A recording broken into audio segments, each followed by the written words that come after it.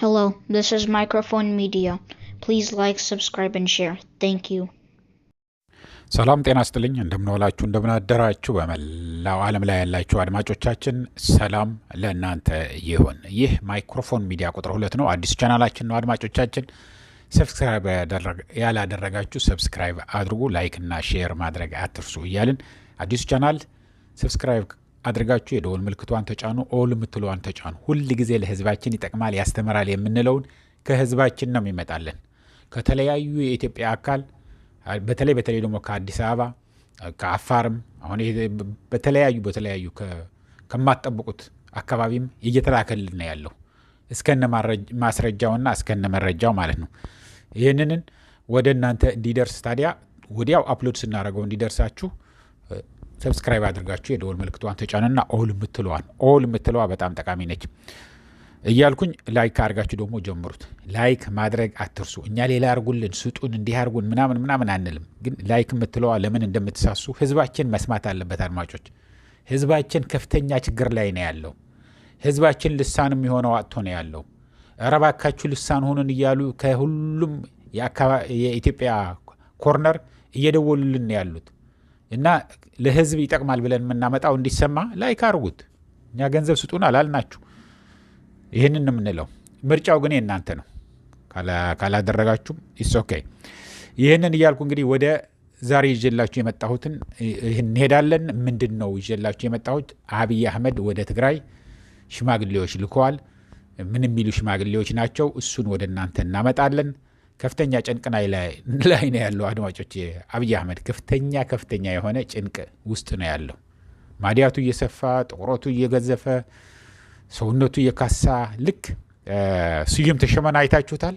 ስዩም ተሾመን ምን ያህል ተነፍቶ ቆይቶ አሁን ይቅር ይበለኝ እግዚአብሔርና እውነት ለመናገር ከ10 ኪሎ የሚበልጥ አይመስለኝም። አጥንትና ቆዳ ብቻ ነው ቀርቶ ያለው። ያ ልክ እንደ ፊኛ ኡፍ ብለህ እንደነፋኸው ተነፍቶ የነበረውን ስም እየሰደበ እያንቋሸሸ ብሔሮች እንደ ብሔር እኮ ነው የሚሰድበው። እንደዚህ ፈሪዎች ናቸው። አማራ እንደዚህ ነው፣ ትግራይ እንደዚህ ነው። ሁሉም የማይዘልፈው የማይናገረው የለም አልነበረም ስዩም ተሾመ። አሁን ግን አይዞ በርታ ምናምን እያሉ ሲያጠጡት ስኳር እና ሌላ በሽታ ጨርሶት ሌላም ትልቅ በሽታ ይዞታል ብለውኛል። ግን እኔ እውነት ለመናገር መድገምም አልፈልግም። ሰው እንዲታመም እንዲሞት አልፈልግም። እውነት ለመናገር ወደ ልቡ እንዲመጣ ነው እንጂ ማንም ሰው ቢሆን ሙት አልለውም። እኔ ምስጥ ሁኜ አልበላው። ብዙዎቹ እንኳን ድብና አለ ምናምን ሲሉ እኔ ደነግጣለሁ። ከሞት ትተርፋለህ እንዴ? ግማሹ ታሪክ ሰርቶ ይሞታል፣ ግማሹ ደግሞ ዝም ብሎ ትን ብሎት እየበላ ትልቅ ስጋ በልቶ የሞቱ እኔ ያውቃለሁ። ስጋ አኝከው በደንብ ሳያላምጡት ሊውጡት ሞከሩ። ትንሽ ደግሞ ጥርሳቸው ላይ ተቀርቀራለች። ከዛ በኋላ አልወጣም አልገባም ብላ በቃ በዛው የሞቱ አንድ ቄስ አስታውሳለሁ። አረሳውም። ትክክለኛ ቱሩ ስቶሪ ነው የምነግራቸው ያለው። ስለዚህ እንደዛ ብለህም መሞት አለ። ታሪክ ሰርተህ ለህዝብህ ብለህ ደግሞ የምትችለውን ነው የምላችሁ ያለው። የግድ ጀግና ሁነት ግንባር ሄደህ መወጋት ምናምን መሆን የለበትም። የምትችለውን ስራ የምትችለውን አሁን ምንድን ነው ላይክ የምትለዋን ማድረግ የምትችለውን ምን ማድረግ ነው? ሰው ሲበደል ሲመታ ሲዘረፍ ብዙ መጥፎ ስህተት ነው እኔ ላይ መድረስ የለበትም የምትለውን ነገር ሌላ ጋር ሲደርስ ስታየው በአብይ አህመድና በሱ ቡችሎች በሱ ውሾች ሲበላ ሲደበደብ ሲነጠቅ ሲገፋ ስታይ አዛውንቶቹ ሴቶቹን ህፃናትን ስታይ ከዛ በኋላ ፎቶግራፍ ቀስ አድርገህ አንስተህ ወደ ሚዲያ መላክ ነው። ይህ ትልቅ ጀግንነት ነው። ይህ ጀግንነት ሰርተህ ለህዝብህን አጋልጠህ የአፄ ኃይለ ሥላሴን ንግስና ያወረደው አንድ ጋዜጠኛ ነው። አንድ ጋዜጠኛ አንዲት ፎቶግራፍ ይዞ ወሎ ሂዶ ፎቶግራፍ አንስቶ የተራበ ህዝብ አሳየ። ከዛ በኋላ አልተመለሰም። ወደ ስልጣን መመለስ አልቻሉም። ስለዚህ ታሪክ ስሩ። እናንተም ሁል ጊዜ የምታዩትን ላኩልን። የምትልኩልን ሁል ጊዜ ምንም ነገር ለእናንተ የሚያሰጋ ስላልሆነ ነው ላኩልን የምንለው። በዋትሳፕ አድርጋችሁ ነው የምትልኩልን። ደውላችሁ ልትነግሩን ትችላላችሁ። ሪከርድ አድርጋችሁ ልትልኩት ትችላላችሁ። ፎቶግራፍ አንስታችሁ ልትልኩት ትችላላችሁ። አንድ ጊዜ ስልኩን ልንገራችሁ። 01 ብላችሁ ትጀምሩና ዋትሳፕ ነው አሁንም 585 673 5563 ነው። እንደገና ልድገምላችሁ። አንድ ጊዜ እስክሪብቶ ምናምን ያዙ።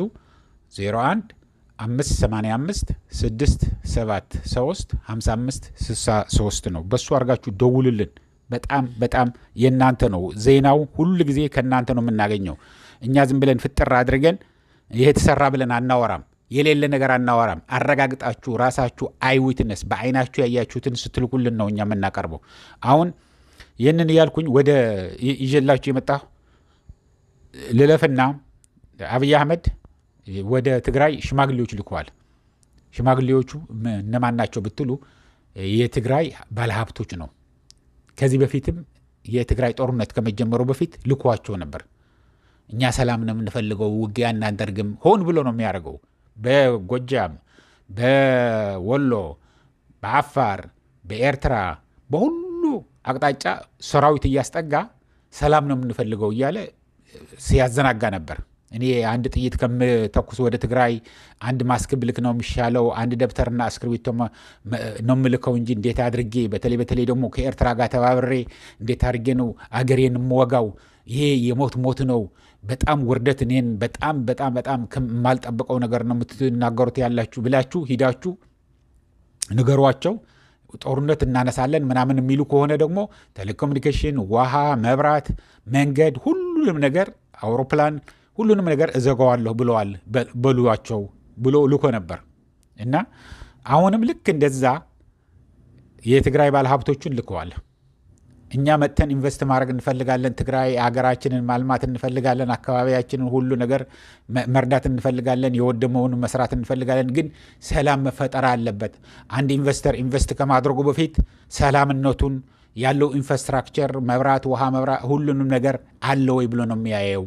እና ይህንን አይተን መጥተን ኢንቨስት እንድናደርግ እናንተ ሰላም መፍጠር አለባችሁ። ይህ ማዘናገያ ነው። አብይ አህመድ ከፍተኛ ፍርሃትና ጭንቅ ላይ ስላለ አሁን ከፍተኛ እየፈረሰችበት ነው። ሱዳን ላይ የነበረው ሐሚቲ የሚረዳው የነበረ እንዳለ ተንኮታኩቶ ተበታትነዋል። ከ150 በላይ መኪኖች ውድም ብለዋል። ትናንትና በብዛት የሚቆጠሩ በመቶዎች የሚቆጠሩ ወታደሮች አልቀውበታል። እንዳለ ፈርሰዋል። ሐሚቲ ዩናይትድ አረብ ኤሚሬትስ ወደ አብይ አህመድ እየላከ አብይ አህመድ ደግሞ ጭኖ ወደ ሱዳን ሲያቀብለው የነበረውን በቃ ኦልሞስት እስከ መጥፋት ደርሰዋል። ስለዚህ በዛም በኩል በጣም ጭንቅ ላይ ስላለ እንዳለ እንዲቆይለት ይፈልጋል። ከዛ በኋላ ምርጫ ደግሞ ይላል፣ ከዛ ክረምት ገባ ይላል። እንደዛ ያለ ለማጓተትና ከዛ በኋላ ምርጫ ራሱ ሮጦ ማንም ሳይወዳደር፣ ትግራይ ላይ ሳይወዳደር፣ አማራ ጋር ሳይወዳደር፣ ኦሮሚያም የሚበዛ ቦታ ሳይወዳደር፣ ምክንያቱም ጦርነት ስላለ ነው። እዛ መወዳደር አይችልም፣ ምርጫ መካሄድ አይችልም።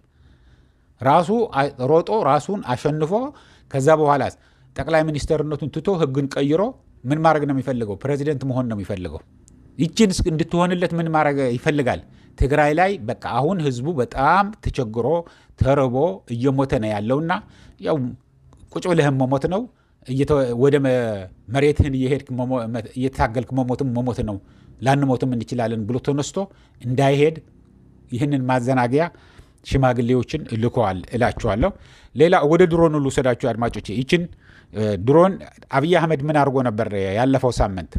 ቶሎ እያልኩ ነው የምነግራችሁ ያለሁት። አብይ አህመድ ያለፈው ሳምንት ወደ ከፍተኛ ቁጥር ያሉ ልኡካን ይዞ ኦልሞስት አውሮፕላን ሙሉ ይዞ ወደ ጅቡቲ ሂዶ ነበር። ምክንያቱም ከኤርትራ ጋር ተጣልተዋል፣ ከሶማሊያ ጋር ተጣልተዋል፣ ጅቡቲም ጋር ተጣልቶ ነበር። ምክንያቱም ግብፅ አሰብም ልታለማ ነው።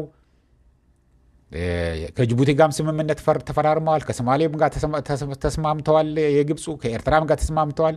ስለዚህ ሁሉንም ነገር ስለተገበበ ይህንን ምን ለማድረግ ፈለገ? ወደ ጅቡቲ ሄዶ የጅቡቲ መንግስት ተቃዋሚዎች የታሉ? አፋር መሬት ላይ ኢትዮጵያ ውስጥ አሉ። እንግዲህ ጅቡቲ ያሉ ብሔሮች ሁለት ናቸው፣ የሶማሊያና የአፋር ተወላጆች ናቸው። ስለዚህ እነዛ ይሄ ጅቡቲ ያለው መንግስት ከዚህ በፊትም አድርጎታል። ወደ አፋር ድሮኖች ልኮ እንግዲህ አገሬ ናና እስትውጋ ህዝቤንም ግደል እንዴት አድርጌ እላለሁ ብለዋል አላልኳችሁም? የትግራይ ህዝብን። አሁን ደግሞ አፋር ያሉትን የአፋር ተወላጆች በድሮን ሲያስደበድባቸው ውለዋል። እኔ አይደለም ይሄ የምለው ያለሁት፣ በቀጥታ የተላከልኝን አዳምጡት አድማጮቼ። በቀጥታ በዋትስአፕ የተላከልንን አዳምጡ፣ አብረን እናዳምጠው። ማይክሮፎን ሚዲያ እንዴት ነው? ሰላም ነህ? ደህና ነህ? እኔ ደህና ነኝ አልሐምዱሊላህ። ዛሬ በጅቡቲ ድንበር ኢትዮጵያ ውስጥ ወደሚቀረው ቦታ ላይ አፋሮችን የጅቡቲ መንግስት ዳግመኛ አብይ አህመድ ትናንትና እዛ ሄዶ ያው የተስማሙት መሰረት በድሮን ደብድበዋል። ይሄው ነው የሲቲ ጦር የሚባል ደግሞ ወደ 16,000 ያሰልጥነው አፋር ምድርን በሙሉ ተቆጣጥረዋል። በየቦታው መሳሪያ ከጅቡቲ ነው። ስልጠናው በጅቡቲ መንግስት የተሰጣቸው የኢሳ ተወላጆች መጥተዋል። እንደገና ደግሞ በፎርጂድ ወረቀት እየሰራ ቤት ነበራቸው ምን ነበራቸው እየተባለ ከባለስልጣኖቹ ጋር በጉቦ ተያይዘው ያው እንትን እያሉ ነው። እንደገና ደግሞ ከወት የመጡ የማይታወቅ አይሱዚዎች ኬላ ነበረን በሙሉ አንስተው ከወላ አርባ ጋራ አይሱዚዎቹ በሙሉ የተሸፈኑ በአፋር ክልል አድርገው ወደ ማዕከላዊ ኢትዮጵያ እየገቡ ነው። ብዙ ነገሮች አሉ። እንግዲህ ኢንሻአላህ ያው ጊዜ ካለ ብደውልልኝ ጥሩ ነው። ማይክሮፎን ሚዲያ እንዴት ነው? ሰላም ነህ? ደህና ነህ? እኔ ደህና ነኝ አልሐምዱሊላህ። ዛሬ በጅቡቲ ድንበር ኢትዮጵያ ውስጥ ወደሚቀረው ቦታ ላይ አፋሮችን የጅቡቲ መንግስት ዳግመኛ አብይ አህመድ ትናንትና እዛ ሄዶ ያው የተስማሙት መሰረት በድሮን ደብድበዋል። ይሄው ነው የሲቲ ጦር የሚባል ደግሞ ወደ 16,000 ያሰልጥነው አፋር ምድርን በሙሉ ተቆጣጥረዋል። በየቦታው መሳሪያ ከጅቡቲ ነው። ስልጠናው በጅቡቲ መንግስት የተሰጣቸው የኢሳ ተወላጆች መጥተዋል። እንደገና ደግሞ በፎርጂድ ወረቀት እየሰራ ቤት ነበራቸው ምን ነበራቸው እየተባለ ከባለስልጣኖቹ ጋር በጉቦ ተያይዘው ያው እንትን እያሉ ነው። እንደገና ደግሞ ከወት የመጡ የማይታወቅ አይሱዚዎች ኬላ ነበረን በሙሉ አንስተው ከወላ አርባ ጋራ አይሱዚዎቹ በሙሉ የተሸፈኑ በአፋር ክልል አድርገው ወደ ማዕከላዊ ኢትዮጵያ እየገቡ ነው። ብዙ ነገሮች አሉ። እንግዲህ ኢንሻአላህ ያው ጊዜ ካለ ብደውልልኝ ጥሩ ነው። እንግዲህ አድማጮቼ ይሄው ነው። እንደዚህ ነው እንድትሆኑ የምንፈልጋችሁ። የሚደረግ ያለውን ችግሩን ደውለን በሰፊው እናናግረዋለን። የሪፖርት ያደረገልንን ሁኔታዎቹን ጠቅላላ የአካባቢ ያለውን ሁኔታ በደንብ አብርቶ እንዲነግረን እናደርጋለን። ግን ሁላችሁም እንደሱ ጀግና ሆኑ። የምታዩትን አዲስ አበባ ውስጥ ብዙ ችግር እየተፈጠረ ነው እየተባልን ነው። ወረፋ ላይ በጣም ከፍተኛ ህዝብ 1 ኪሎ ስኳር ለማግኘት በጣም ብዙ እየተሰቃየ ነው እየተባለ ነው። ዳቦ ላይ እንደዛ። ፎቶግራፍ አንሱና ላኩት፣ በቪዲዮ ቀረጹና ላኩልን። እኛ ለህዝባችን እንዴት አድርጎ እንደሚጠቅም እናሳያቸዋለን። ህዝብ እንደመቸገሩ ምክንያቱም አያቆም። የአዲስ አበባ ህዝብ እኮ ይህንን ደረሰ ሲባል እንዴ እኔ ብቻ መስሎኝ ነበር፣ ሌላ ለካም አለ እንደዚህ እንደኔ የተበደለ እያሉ ነው እንደገና የሚጽፉልን። ስለዚህ እናንተ ህዝባችሁም ጋር ለማገናኘት የምትፈልጉ ከሆነ መንገዱ ስማርትፎን አሁን የሌለው ሰው የለም፣ ተጠቆሙበት። እርግጥ አደጋ ውስጥ እንደማትገቡ ሆናችሁ ትቀርጹና ከዛ በኋላ ላኩት በዋትሳፕ አይታይም። ልክ እኛ ጋር እንደላካችሁት ደግሞ ማጥፋትም ትችላላችሁ። እና ይህንን የምላችሁ አድማጮቼ ለአሁን እዚህ ይበቃኛል። እስከሚቀጥለው ጊዜ ድረስ ሰላም፣ ደህና ዋሉ፣ ደህና አደሩ። ቻው።